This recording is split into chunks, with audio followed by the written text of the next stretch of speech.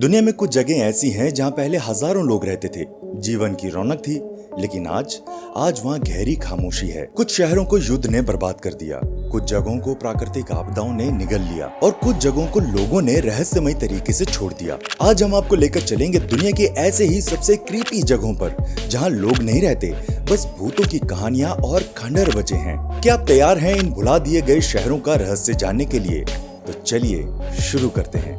अगर आप हमारे इस चैनल पर नए हैं तो चैनल को सब्सक्राइब करना ना भूलिएगा and don't forget to hit the notification bell.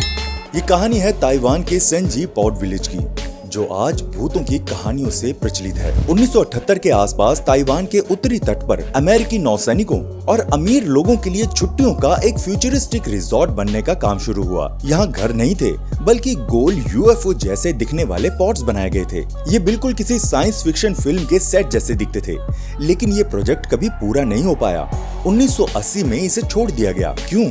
इसके पीछे कई अजीबोगरीब कहानियां हैं। निर्माण के दौरान कई दुर्घटनाएं हुई, जिसमें लोगों की मौत भी हुई। स्थानीय लोगों का मानना था कि ये जगह श्रापित है, शायद क्योंकि ये पुरानी डच सैनिकों की कब्रगाह पर बनी थी। एक कहानी ये भी है कि सड़क चौड़ी करने के लिए उन्होंने प्रवेश द्वार पर बने चीनी ड्रैगन की मूर्ति को तोड़ दिया था, जिससे गाँव पर बदकिस्मती आ गई। ये गाँव दशकों तक ऐसे ही खंडर की तरह पड़ा रहा, जिसे लोग भविष्य का खंडर भी कहते थे। फोटोग्राफर्स और डरावनी जगहों के शौकीन लोग इसे देखने आते हैं। दुख की बात यह है कि 2008-2010 के आसपास इस पूरे गांव को तोड़ दिया गया। अब वहां सिर्फ यादें और तस्वीरें बची हैं, जो हमें ताइवान के इस अजीब और रहस्यमयी पोर्ट विलेज की कहानी बताती हैं।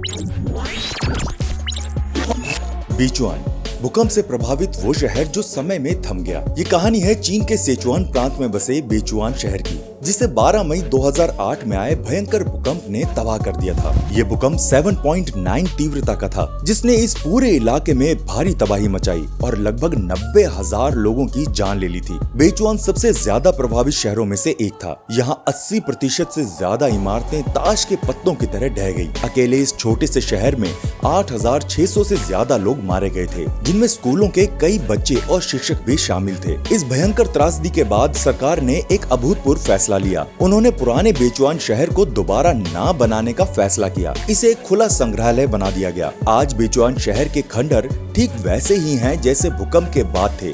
टूटी हुई इमारतें, झुकी हुई दीवारें और बिखरा हुआ मलबा। इस जगह को ओल्ड बीचुआन काउंटी सीट कहा गया था, जो हमें उस भयानक दिन की याद दिलाता है और प्राकृतिक आपदा की विनाशकारी शक्ति को दिखाता है। बीचुआन के बचे हुए निवासियों को पास के ही योंगचान नाम के एक नए शहर में बसा दिया गया। ये जगह आज भी लोगों को त्रासदी और मानवीय दृढ़ संकल्प की कहानी सुनाती है।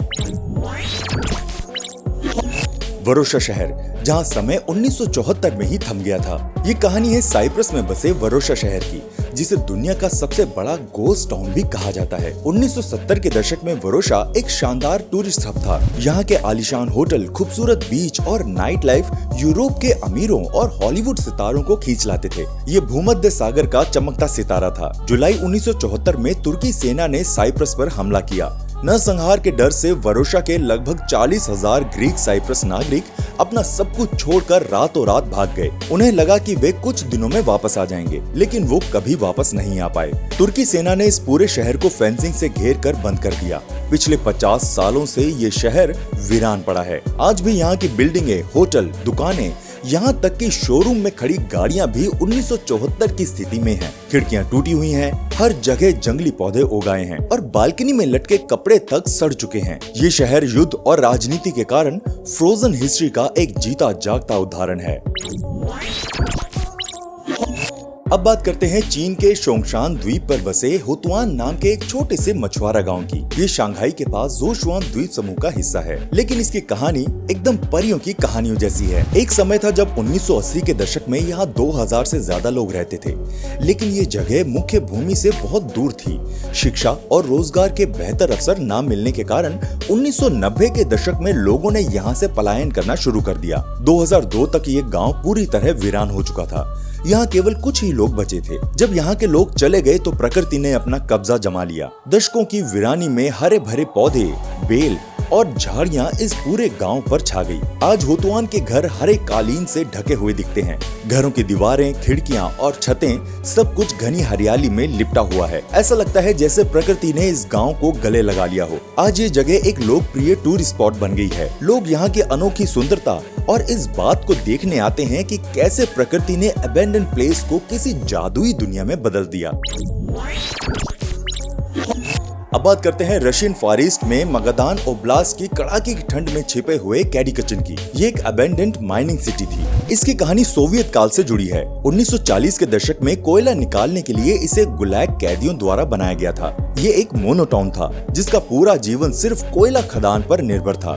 1980 के दशक में यहाँ लगभग 10,000 से ज्यादा लोग रहते थे। यहाँ स्कूल, सिनेमा और अपार्टमेंट ब्लॉक सब कुछ था। सोवियत संघ के टूटने के बाद खदानें घाटे में जाने लगी। 1996 में एक खदान में हुए विस्फोट ने 6 लोगों की जान ले ली। ये शहर के लिए आखिरी झटका था। सरकार ने निवासियों को सब्सिडी देकर कहीं और जाने को कहा। लोग इतनी जल्दी में भागे कि अपना सारा सामान, किताबें, कपड़े, फर्नीचर सब कुछ पीछे छोड़ गए। 2010 तक ये शहर आधिकारिक तौर पर वीरान हो चुका था। आज कैडिकचन समय में जमा हुआ एक खंडर है। बर्फीली हवाओं के बीच टूटे हुए सोवियत अपार्टमेंट ब्लॉक और लेनिन की मूर्ति अब उस बीते हुए युग की उदासी भरी कहानी सुनाते हैं। इसे रोड ऑफ बोन से गुजरते हुए देखा जा सकता है। अब बात करते हैं दुनिया के सबसे मशहूर कार निर्माता हेनरी फोर्ड के एक पागलपन भरे सपने की, जो ब्राजील के वर्षावनों में दफन हो गया। 1920 के दशक में फोर्ड को अपनी कारों के लिए रबर की बहुत जरूरत थी और वो एशियाई सप्लायर्स पर निर्भर नहीं रहना चाहते थे।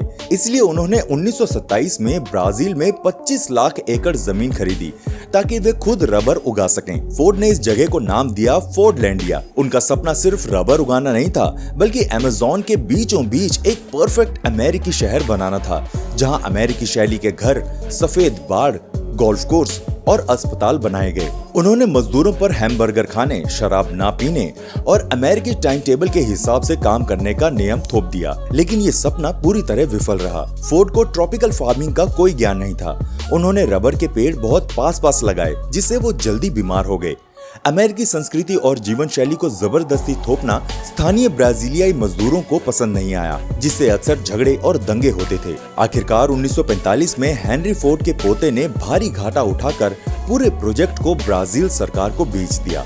आज फोर्डलैंडिया के टूटे फूटे अमेरिकी शैली के घर और फैक्ट्री के खंडर हमें उस वक्त की कहानी सुनाते हैं, जब एक अमीर आदमी ने सोचा था कि वह अपनी मर्जी से जंगल को बदल सकता है। अगली कहानी है तुर्की के फेथिये के पास बसे कायाकोए की, जिसे लोग गोस्ट टाउन भी कहते हैं। ये इतिहास और राजनीति के कारण वीरान हो गया था। 19वीं और 20वीं सदी की शुरुआत में कायाकोए एक जीवंत ग्रीक गांव था, जिसे पहले लेविसी कहा जाता था। यहाँ लगभग 6500 ग्रीक ऑर्थोडॉक्स ईसाई रहते थे, जिनके पत्थरों के सुंदर घर, स्कूल और 2 भव्य चर्च पहाड़ियों पर बने हुए थे। टर्किश और ग्रीक लोग यहाँ शांति और सद्भाव के साथ रहते थे। प्रथम विश्व युद्ध और उसके बाद संघर्षों के चलते 1923 में तुर्की और यूनान के बीच पॉपुलेशन एक्सचेंज की एक संधि हुई। इस संधि के तहत तुर्की में रहने वाले यूनानियों को यूनान भेजा गया और यूनान में रहने वाले मुसलमानों को तुर्की भेजा गया। कायाकोए के यूनानी निवासियों को अपना घर, अपना सब कुछ छोड़कर रातों रात भागना पड़ा। यूनान से आए मुस्लिम अप्रवासी यहाँ बस नहीं पाए, क्योंकि ये पत्थर के घर उनके रहने के तरीके और खेती के लिए उपयुक्त नहीं थे। 1957 के एक भूकंप ने बचे कुचे घरों को भी तोड़ दिया। आज कायाकोए में 500 से ज्यादा पत्थर के घर वीरान पड़े हैं। ये घर एक दूसरे से सटे हुए बिना छतों के एक खामोश गवाही दे रहे हैं। ये जगह 2 देशों के बीच हुई ट्रेजिक डिस्प्लेसमेंट की कहानी सुनाती है। ये कहानी है सदर्न इटली के बेसिलिकाटा क्षेत्र में एक ऊंची चट्टान पर बने क्रैको गांव की। ये गांव करीब 1000 साल पुराना है और आज एक मिडिल ईव का खंडर बन चुका है। क्रैको की स्थापना 8वीं शताब्दी में हुई थी। ये अपनी यूनिक सिचुएशन के कारण मशहूर था। एक खड़ी पहाड़ी की चोटी पर बने घरों और एक विशाल टावर के साथ जो नीचे की घाटी का शानदार नजारा पेश करता था। क्रैको के लोगों ने बीमारियों, युद्धों और गरीबी का सामना किया, लेकिन अंत में वो प्रकृति से हार गए।